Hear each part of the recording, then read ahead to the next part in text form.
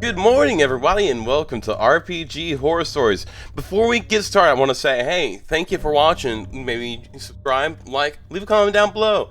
On top of this, I'm going to be participating in the Zizaran X Shopify Rebellion class gauntlet this league. I am currently in Act 2. I hope to at least get to maps this time. I've never really gotten past Brutus in a class gauntlet, but the class gauntlet is also a marginal bit easier this time. Though it will come back to bite me in the butt later on because of Arch Nemesis having gone core. That said, thank you, and let's get on with the story. We start off with a really extra short and to the point one. The DM stole my crit on r/D&D.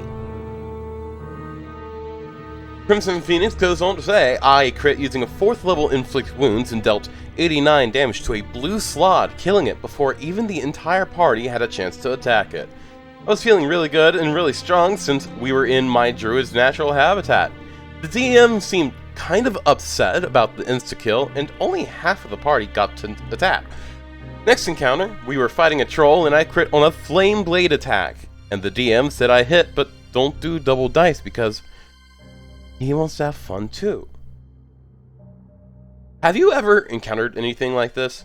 And DMs, do you get sad when players tend to do a bunch of damage and kill things quickly? Honestly, I don't get angry or sad or anything when my players kill things quickly. I actually am really happy because it means that I can throw more at my party. I would ask your DM to incorporate a grit rule. Basically, if your party character is not a level or 2 over the monster's challenge rating, the most you can do is bring it down to 1 HP, bloodying it and making it more dangerous. Meaning that it has a chance to take you out along with it. It's great fun as a DM because it means that if you really like wargaming, your party can't one-hit KO monsters, and you make things seem like it's 10 times more dangerous than they actually are. And now we have D&D is for everyone but me. This is my first post ever, and I don't know if I can do it here, though I am sorry if this is not the place. Dungeons & Dragons got my attention about 2 years ago. I had no idea what all the game was about, but I've always been intrigued, so I decided to give it a go. After talking to a few friends, they told me that they were interested too, but nobody knew how to play, so since the idea was mine, I was the designated DM. I have to say, I'm kind of impulsive with this kind of thing, so I bought the PHB, Monster Manual, DMG, the Starter Kit, Essential Kit, in one sit, and I watched a ton of videos. Somehow, we managed to get their PCs and I, surprisingly, translated the intricate plot and guidelines of the Lost Mines of Phandelver. The party, Warlock, the Paladin, the Druid, and the Sorcerer. First problem, I tried for over 2 months to get everyone to agree to a date. I noticed some disinterest from all of them, but when I asked them if they were still in for D&D, since I didn't want to force anyone to do something that they don't want to, they all told me a resounding yes. Finally, we all get together after some discussion. Our first session was okay, I guess. I had no idea of what was happening and everything I got planned went off the rails. I found myself improvising lots of situations, all of them combat related since I couldn't remember or even find in the book what to do in part of somebody's turn. I was frustrated with myself for such a bad job from my part and kind of embarrassed when I had to play an NPC, but at the end of the session, apparently everyone had a hell of a time. Some funny situations happened. I decided that some improvements from my side were needed, so I went back to watch more videos and read more about this strange game. I was truly invested. When I asked them the second session was going to happen, nobody seemed to have interest to come up with a date. When I put up one, it was always cancelled by some of them, if not all. Once again, I thought they had lost interest, but when I asked them, once again, they answered yes. The second session came at last after about 3 months. We got together, all fun and laughs, some food, good friends, and alcohol. I was getting my things ready when the sorcerer told us something in the lines of, well guys, I have to go pick up my boyfriend and his friends. They want to watch us play, and left without letting us ask why. This is where it all went downhill with no breaks. Our party is a very shy group of people, and the sorcerer thinks that there's nothing wrong in getting people together to have fun. And I totally agree. But this is D&D. Where I live, D&D is not something that cool people do. According to people in my country, D&D is played by nerds, geeks, and outcasts. Listen, DM, you do you. People will eventually realize that only absolute giga-chads play Dungeons & Dragons. And do it well. And trust me, you're doing pretty well. It sounds like you're having a hell of a time. It's your first time DMing, things are gonna be awkward. I think you're doing really good as far as your first time win. It even sounds like you and your players ended up actually having like a session 0, which most new DMs don't fucking do, which ruins their campaign. So good on you. You're doing good. You're doing good. Keep going. And let me tell you, they say all of that with the worst meaning possible that you can apply to those words. They look at you in a bad way if you say you like minis, Warhammer 40k, or, in this case, Dungeons & Dragons. We didn't know these people that the sorcerer was bringing. We were not comfortable with them watching us play. So, with the sorcerer still out, the rest of us decided to postpone the game, but still stay with them and do other things. Play cards or another board game.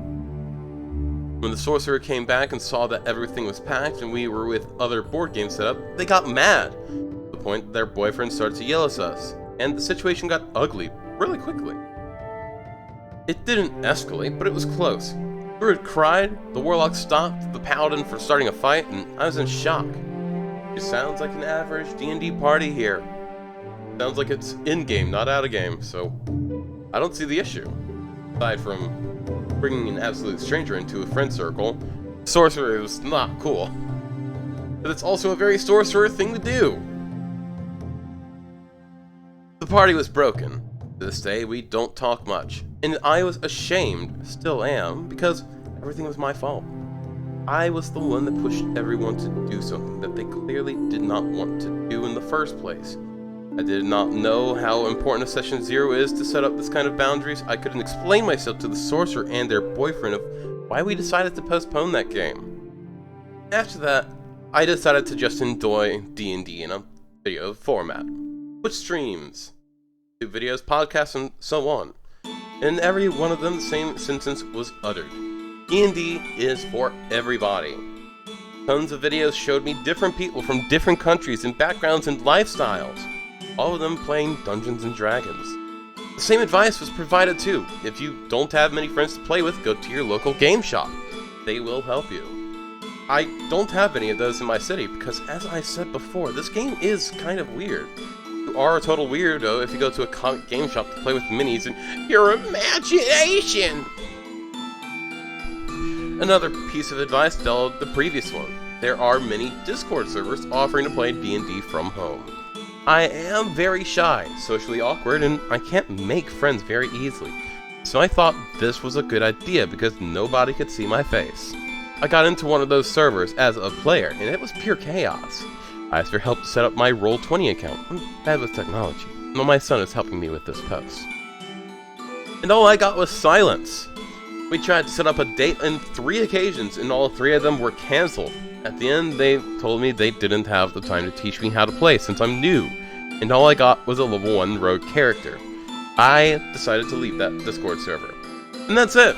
I'm not writing this post to get into anybody's group or anything like that. It's just something I feel I need to do.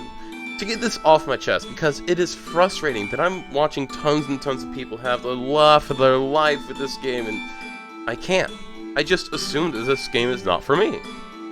TLDR, I had a couple of bad experiences with D&D, and I'm retired now before even playing my first game. Okay, listen, DM, I'm gonna be honest with you.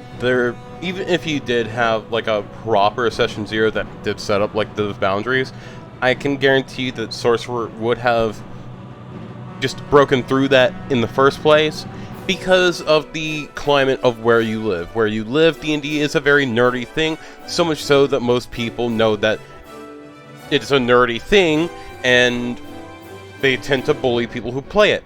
So why the fuck would the sorcerer bring a stranger in the first place? And when you're DMing, you're putting yourself out there. It's your heart, your soul, your world, your story that you are writing. And when you're playing, you are steering the ship in random directions that you'd have no clue where you're going. All in all, I mean, like, it seems like all of your players are having a lot of fun. For that matter, I mean, like, even when the fight broke out, it literally sounded like something that would have happened in-game, as if they were role-playing their characters. This is not your fault, DM. Trust me, this is not your fault. I am sorry that you have had this experience with the Discord server. I have never had good luck playing in a Discord server. You want to know what my personal recommendation for you is? Set up a paid campaign on Roll20. Because when you have paid campaigns where people have to pay to get in, pay to play in your campaign, they tend to make room in their schedule, and you tend to get better players. Thank you. Much love. Stay sexy. And I hope that you do get to play. And now on for our last one for the day. Content warning, this one does have an article linked in it that says something about child sex trafficking, so I'm going to assume that the DM is one of the people covered in this article. Our DM disappeared. Here's the story of when our DM disappeared and how we came to learn of what happened to him. The cast: DM, me, the Ranger, Warforged Cleric, Dragonborn Barbarian, Tiefling Druid, and a Changeling Bard. I was looking for a new 5th edition group to join after I left a game with a super controlling DM, and posted the ad in a Facebook group. Out of the handful of responses we got, this group fit my schedule best, and the DM was new as well. We chat a bit on Facebook Messenger, and he invited me to a Discord server. There were already 2 players from this previous one-shot that will be continuing with his campaign, and we got another 2 players before we started. The first session went very well, and all of us really clicked as a group. Since this game was only being held every other week, I suggested that we have a roleplay chat to keep things going in the off time. It was a hit. Everyone was really getting into character, and the DM was very, very responsive, acting as the NPCs. We have 3 more sessions and find that all of our backstories were woven into the main plot. Pieces and plans are coming together, and we're about to confront the city council about the happenings in town and in the surrounding areas. This was shaping up to be an exciting campaign. Our last session was June 5th, and at the end we had finally reached level 3, after stopping a ritual from happening. Everything regarding this game and the DM had seemed copacetic, and everyone was excited to play again. This is where things started getting strange. June 6th to 8th. The DM, Barb, Cleric, Bard, and myself were active in the RP chat, gathering more intel and honing our newly acquired skills. June 9th was the last post the DM made in our general chat. It was in response to a funny video someone shared. Sounds like it'll be an epic quest! June 10th to 17th. The Cleric and the Barbarian are having their own conversation in the guild hall. June 17th, the Bard posted in general chat. At DM, character chat is going to need you. June 19th is our game day, and so far, the DM has not responded. Cleric posts, at everyone, has anyone heard from DM? We all say no.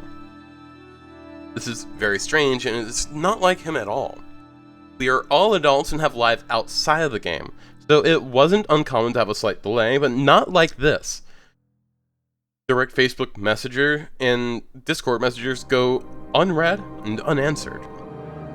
All players meet in the voice channel on time. No Dungeon Master. We wait for almost an hour, and he never shows nor answers any questions or messages. June 20th, radio silence. Now us players are really worried. We're chatting about what it could be and what to do. I find the DM's wife through his Facebook profile and send her a private message. Hey there. I play in one of DM's games, and we haven't heard from him since 6869, and we're reaching out because we're concerned. I hope everything is okay, and I'm sorry if I have bothered you. Oh, you're not a bother at all. We had a family emergency, and he probably won't be able to come back to the game for a while. Thank you for your concern. I appreciate you for reaching out. Thank you for replying. You were getting worried? I'm sorry you guys are going through that. Take as much time as you need. Love? Thank you, love. July 4th. The cleric messages me saying he noticed that the DM's Facebook profile is gone and no longer available in Messenger. I check and confirm the same. July 10th. The druid posts in general chat if anyone has heard any updates. We all reply that we haven't. She then goes into FBI mode, gathering his full name, location, and age, and finds this. A news article about 8 men in a Grand Traverse County child sex trafficking operation being arrested. Game over. To say we are all shocked is an understatement. He seemed like such a normal guy and didn't give off any creepy vibes at all. Nowhere in-game or in private chats was there any hint to this sort of behavior. We will not be continuing this game, but we will reuse these characters in another game the cleric Barb and I are joining. Please, let the story be a message to always be careful who you play with, and what you share with those online. Please, be safe out there, adventurers.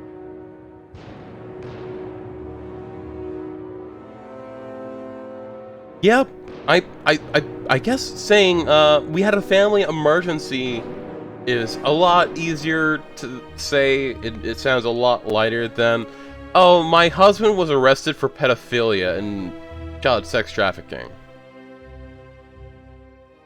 My heart goes out for this party. It sounds like they were having a dream campaign, and then they found out of nowhere, oh man, my DM's a pedophile, and he just got arrested because fucking nobody said anything. Alright, much love, stay sexy everyone. I hope you guys enjoyed the video. I know I enjoyed making it. And trust me, I enjoy reading all of these posts. I read some of these heavier ones because I feel like some of them do need to be read. I feel like they have things that need to be said. And this one even just flat out said it at the bottom. Be safe out there, adventurers. Much love, stay sexy. I hope to see you guys in the next video. Alright, bye-bye!